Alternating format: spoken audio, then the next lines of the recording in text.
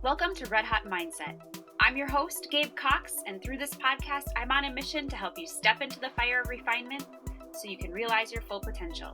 I do this by helping you overcome your mental barriers through a faith-based approach of building inner strength and resilience. Each episode, I will bring you thought process, productivity tips, and inspirational stories from everyday people, all so you can move confidently toward your goals. As a running enthusiast, I believe that life is one massive marathon, and it's up to you to run your own race and to finish it well. Step into the fire with me because I know you will come out stronger. Have you ever felt compelled to move? And when I say move, I mean to do something.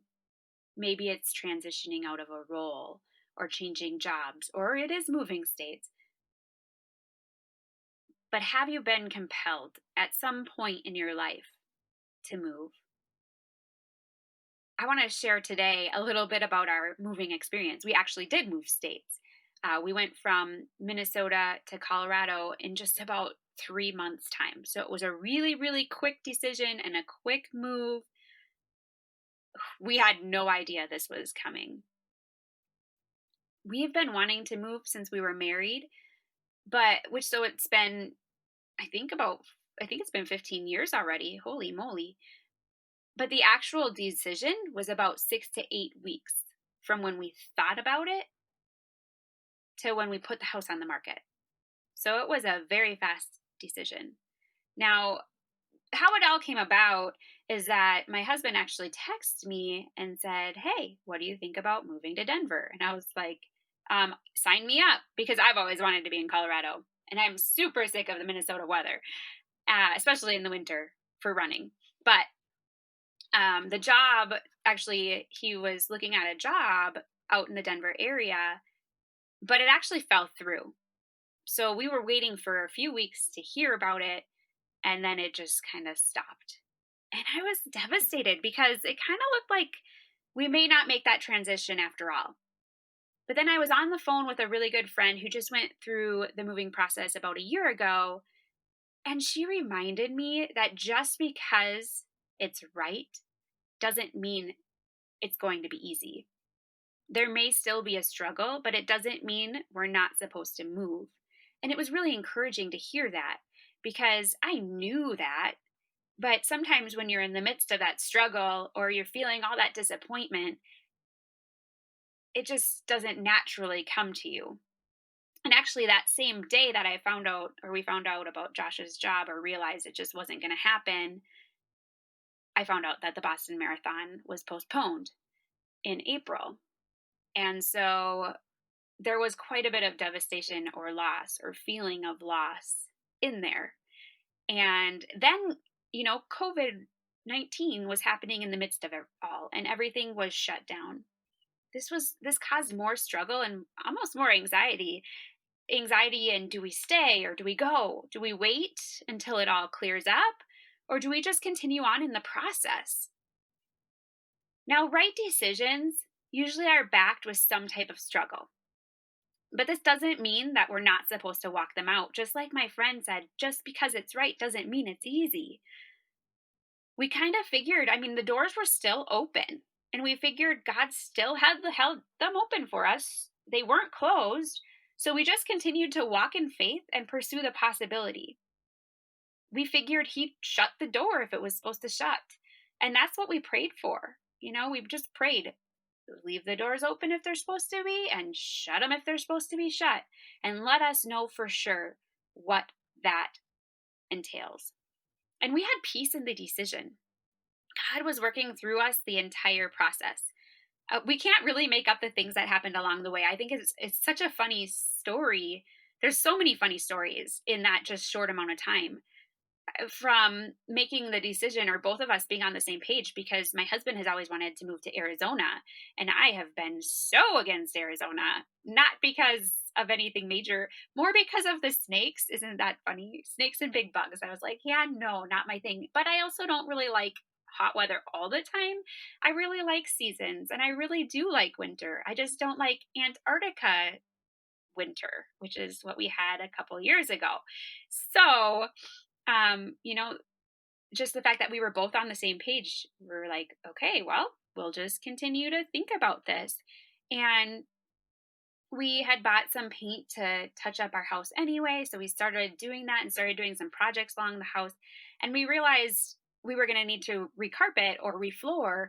And if we were going to sell, we should probably put hardwood in because that's what everyone else loves. I love carpet. I love warmth. That's just my thing. I don't like anything cold underneath my feet. I'm just a weird person. But so on Facebook Marketplace, I just so happened upon seeing wood floor for super cheap. They had just bought an overage, like too much, and didn't want to go through the hassle of returning it, so they were trying to sell it instead. I was like, okay. It was like we measured the house or the upstairs where we were going to put it, and we realized it was about the perfect amount. So we said, okay, let's go for it. That was a huge project in itself because we did it ourselves with a friend, and that was interesting. But, that and finding a gymnastics center, we couldn't just move anywhere because our older two boys are competitive gymnasts. So they would need a gym to train at. Our oldest as an elite, and he would need that support and other elite kids or whatever it was. We just wanted to make sure we were in a good gymnastics community because we had been with our gymnastics center forever. I mean, Ethan, my oldest, started training there at 18 months. Well, not training, he was in a mommy and me class, but that was something we could do to get his energy out. And it just stuck and he just loved it. So we just kept going. But it even goes further than that because I trained there for a couple of years when I was really young, and my brother trained through high school. So we've been with this gym forever, and we love the community and we love the gym. And so leaving that, we knew would be really, really tough. Another thing is that in Colorado, housing is really expensive right now, and it's actually hard to find because things will just go on the market and sell within a few days. So we weren't sure how we are going to do that, especially with COVID-19 and everything shut down. We couldn't figure out what area we wanted to be in. We knew the cities we needed to be within, but we couldn't figure out a house. I mean, it was too hard to figure that out right now. And so, funny story is actually my mom reminded me that her cousin lives out in Arvada, which is essentially the city we were looking at. And I was like, oh, yeah. So I reached out to her and just asked her about the area and, got into a good chat with her. And then we talked about how expensive the market is right now in Colorado and how it's hard to figure out what we want to do just because of everything going on. And they opened up their rental for us. It's a really cool little row home that her husband has used as an office for years. And they wanted to just bless us as we tried to figure out what we were going to do. And that was huge. I mean, I can't make that up. I couldn't say, nope, this isn't meant to be. I mean, just everything started lining up. Now, it wasn't easy. We had our own struggles in the whole thing, but just the fact that we don't have the pressures of having to just find something, we can really take that time to find the right thing. And then even we thought Josh was going to have to transition out of his job sooner than he needs to, because now with everything going on, they are working from home, and it sounds like they're working from home for a really long time. So that was exciting in itself, knowing that we didn't have the pressures of job either. And even just our house, we got to sell our house at the top of the market. We bought it at the bottom, we sold it at the top, which was great because we needed a down payment for our new house when we get it. But it also sold in 4 days. It got on the market and it sold in 4 days. We had no idea what it was going to be like because of everything going on. It was so chaotic. I mean, we didn't know if it was going to tank, the housing market was going to tank, or people wouldn't buy, they'd be scared or whatnot. But the market just kept thriving. So it was the perfect time to sell. And the last kind of thing that opened my eyes to the fact that the doors were still opening is that God kept placing people in our lives that either live in Colorado right now or are actually moving here as well.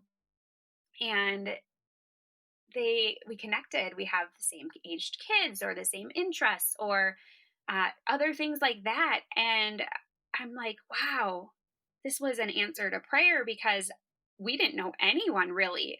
And so it was, we had peace about the decision. And actually a couple of years ago, my word for the year was new beginnings. And that was when I broke my ankle, and God actually pushed me to simplify. And he said, you got to shed these layers that you have. You have to shut off some of these roles because you're not living in your purpose, and you're not being able to follow your calling because you're so stinking busy. I mean, I hardly had time for my kids because I was so busy. And I was homeschooling. So I don't know how I got it all done, but I did. But I didn't realize why that was happening until now. This year, my word was 2020 vision. And I hashtagged my 2020 vision a lot. And again, hindsight is 2020. I had no idea what this year was going to be like or what that vision would be. I didn't plan on being moving or anything. But as I was shedding these roles, I realized nothing was really holding us there. So we could make this decision. Um, and transition is hard. Like I said, we have to leave the gymnastics center that we grew up in. And the other hardest part was leaving our friends and family and having to say goodbye to them. We have had our roots in Minnesota our whole lives. I mean, I only had a little stint that I went to college in Texas and vowed I'd never come back to Minnesota, but I did anyway for another 15 years because it's hard to leave. It really is. I feel like Minnesotans just like to stay there, and it's hard because we have so many connections and so many roots. My family all lives within 5 to 10 miles of each other, and Josh's family does too. So we've been really close. And I feel like even just my family alone, we've gotten closer and closer the older we get. So one of the hardest decisions we had to make was leaving our nephews and nieces, my parents, Josh's dad, our siblings. The boys would have to say goodbye to their grandparents, aunts and uncles, and cousins. Leaving family is extremely hard. But we knew our move was right. And I have learned something about transition. And this is what I've learned. When you're called to change something, when you're called to move, when you're called to eliminate roles, when you're called to simplify, or whatever it might be, when you're called to transition, it feels right. Now, it doesn't mean it's going to be easy because nothing good is ever easy. You can't have victory without a struggle, and you can't win without a fight. But it does feel right, and you have a peace in your heart about it, even if you don't know how it's all going to play out. Now, what's funny is, let's fast forward a little bit to our actual moving day. I don't know how many speed bumps we had on our moving day, and some of you might have already kind of heard the story. I've talked about it a little bit, I've blogged about it. But have you ever been in what feels like a movie? You just can't make the craziness up, but it just never seems to end. Movies are great because of all the speed bumps and the main character who has to plow through all of them to make it from the climax to the resolution. And that's exactly how our physical move from Minnesota to Colorado felt. We've been here about 2 weeks now, a little over 2 weeks. And in the midst, our plan was we were going to leave that day early in the morning. So we left on a Thursday, 5 a.m. or 5:30 a.m. is when it ended up being. And we were going to drive straight through so we could get here by about 7 Colorado time. And that was the plan. But our plans just don't work out. And actually, the first half felt really smooth. We had passed Lincoln, Nebraska, and we were feeling really good and everything was going great. And then all of a sudden, as we were leaving one of the gas stations, I hit a bump. Not going very fast or anything, but I hit a bump as we were going back onto the interstate, and I felt something. And I'm like, I think something happened. So I called my husband and I said, I think so. I think we got to get this van checked out. There's just something going on with it. He's like, okay, whatever. And we just kept going. But all of a sudden, I'm trying to put my foot on the gas, and I'm hearing this noise that's not normal. And then it's not speeding up. I can't speed up any. So I'm going about 55 miles an hour, and that's as fast as I can go. There's road construction right next to me, so we're only have one lane, so everyone behind me is affected because I can't go fast.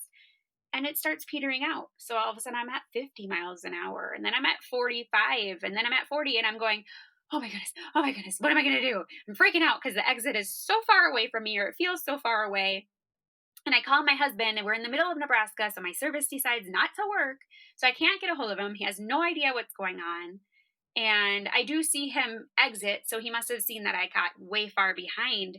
But man, it was so scary. My heart was pounding because I'm like, I have nowhere to turn off. There's nowhere to go if I don't make this exit. And by the time I got to the exit, I was at 30, maybe 30 miles an hour. And I'm just trying to get up this exit.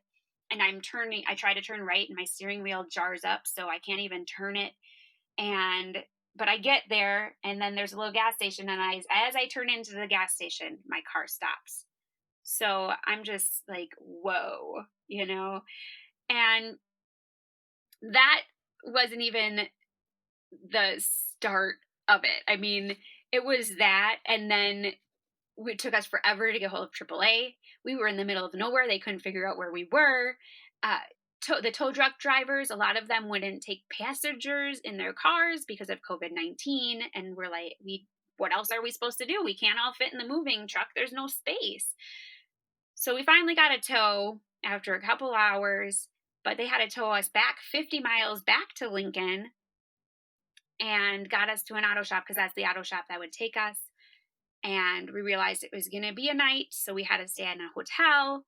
And as we're getting to the hotel and we're about to turn left, Josh is in front of me with the moving truck, and I'm in a loaner car from the auto shop. Thank goodness they loaned that to us. I, with my own eyes, see a bicycle and a car crash, like an actual collision. I've heard of bikers, being hit by cars, but I've never seen it with my own eyes. And it was the scariest thing.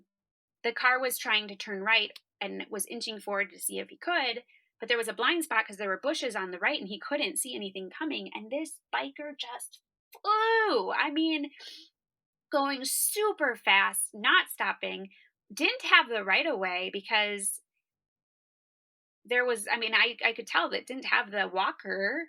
So he should have technically stopped to look and look both ways before he crossed the street, right? But he didn't. So he didn't see the car either, and they just smacked into each other. And it actually affected the car. It had a lot of damage, and the guy went flying. Thankfully, wearing a helmet, so he did get up. I think he was more in shock than anything. He might have some bumps and bruises, and who knows, but man, that was scary. And it was even more scary because we're about to turn left, and there's a yellow blinking light. And I'm just in my head, I'm going, Josh, please don't, because I'm seeing this biker come. I see him. And Josh, please don't turn left. Josh, please don't turn left. Thankfully, he didn't. But if he did, he would have hit him too. And I'm going, oh my goodness, I have seen way too much for one day. It is time for bed.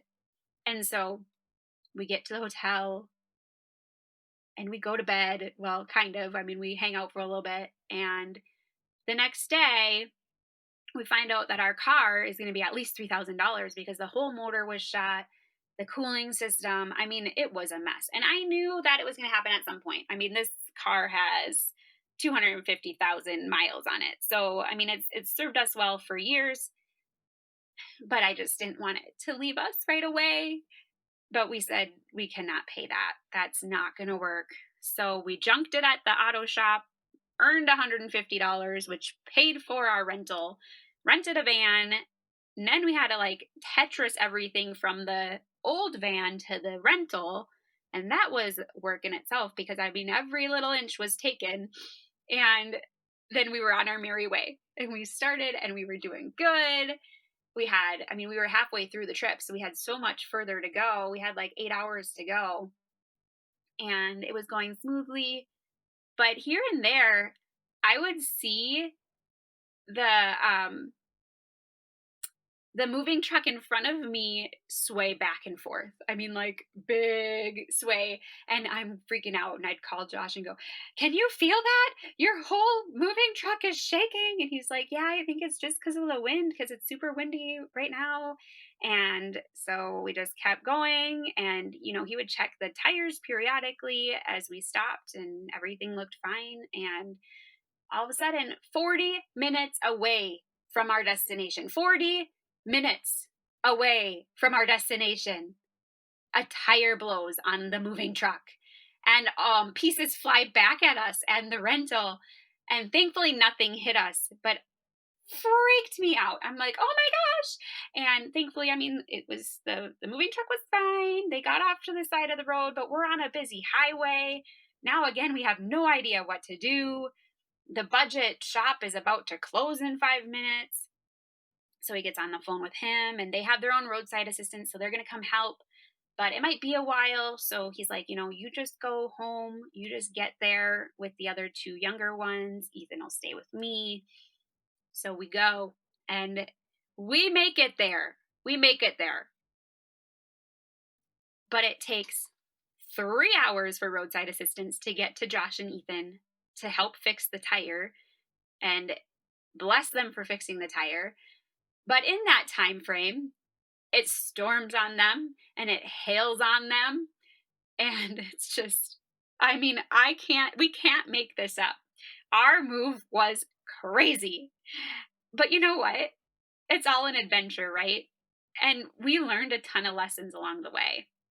I was actually documenting it the whole time, so I'd record every once in a while the feelings I had and different things. And I was talking about seasons and transition all before the van broke down. And, we could have been frustrated, or we could have made the decision that we weren't supposed to move at all.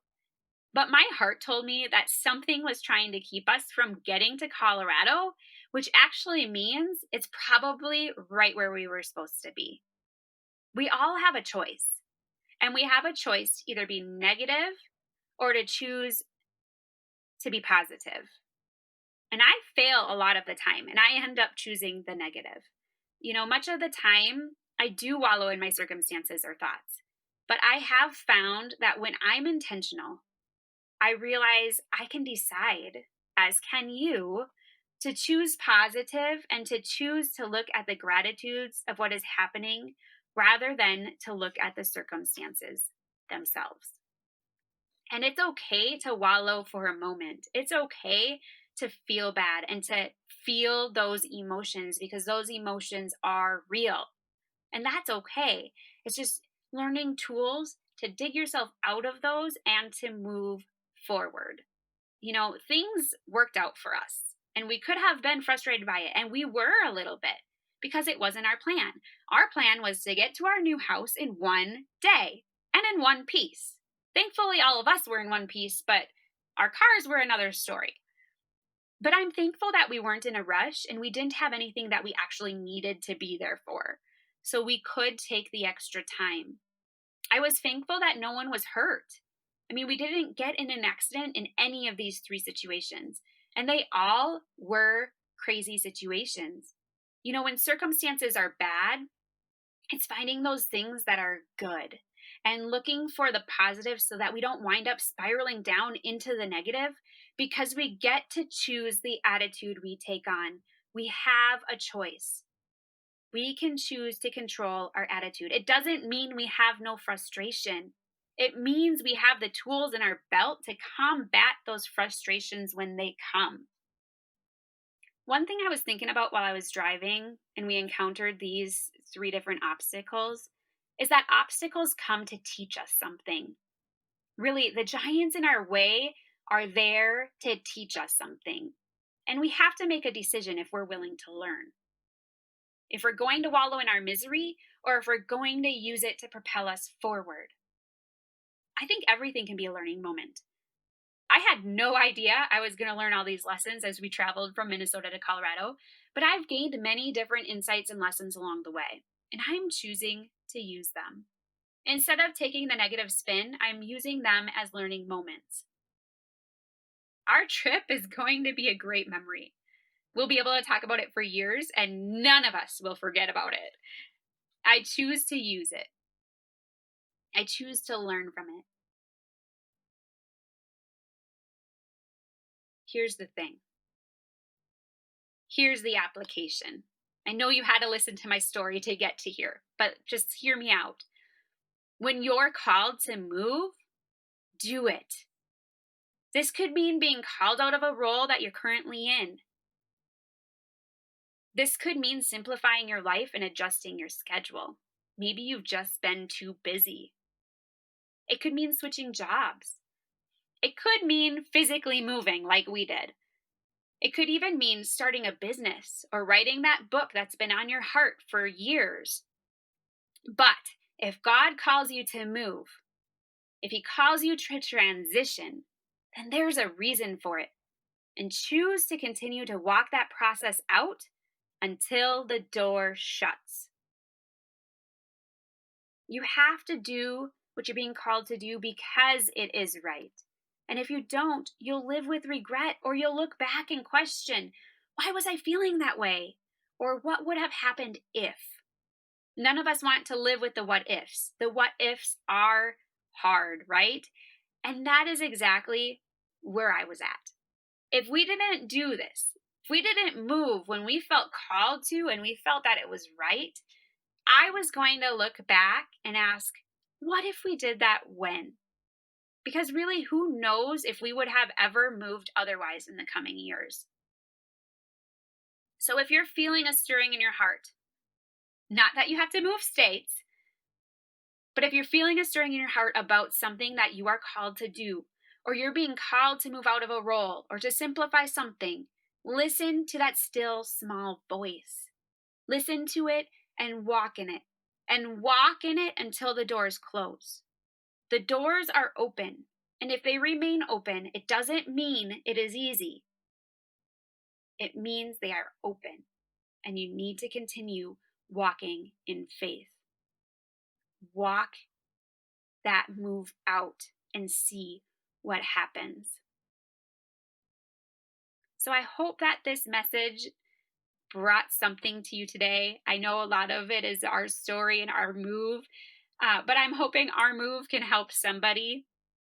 And you might not have as many difficulties getting where you need to go as we did, but just know that anything that's good or worth it comes with some type of battle. It might be small, it might be internal, but there will be a battle that you have to face. But if it's right and you have peace about it, then continue in it because it is good. I would love to continue the conversation. I would love to hear your thoughts and where you've been called to move. And if we want to do that, if you want to come join the discussion and join the conversation, then head on over to our online community. It's called Red Hot Winners, and it's a free Facebook community, so anyone can join. But I just want to have it as a platform where we can share, we can continue this conversation on the podcast, because it is a conversation, but it feels one-sided because it's just me talking. But I know that some of this is resonating with you, and I'd love to hear what that is. And I'd love to have it be a safe place to ask good questions and to formulate discussions about goal setting, about mindset and positive thinking, about motherhood, about racing, just whatever it is that you want that safe place to be. I'll leave a link of it in the show notes, but it's called the Red Hot Winners Community, and I'd love to have you in there. And just remember, I believe in you. Bye, winner. Thank you so much for joining me today. I had a great time, and I hope you did too. Before we go, though, make sure you subscribe to the podcast on your favorite listening platform if you haven't already. This will make sure you have access to all future episodes so you don't miss any of them. If you resonated with this episode, please consider leaving a review on iTunes or Spotify, as reviews are an important part of growing this podcast and helping it reach the listeners who would love to add it to their library. If you have any friends or family who you think would enjoy this podcast, be sure to take a screenshot and share it with them. If you're not a part of the free Red Hot Winners online community, consider joining us.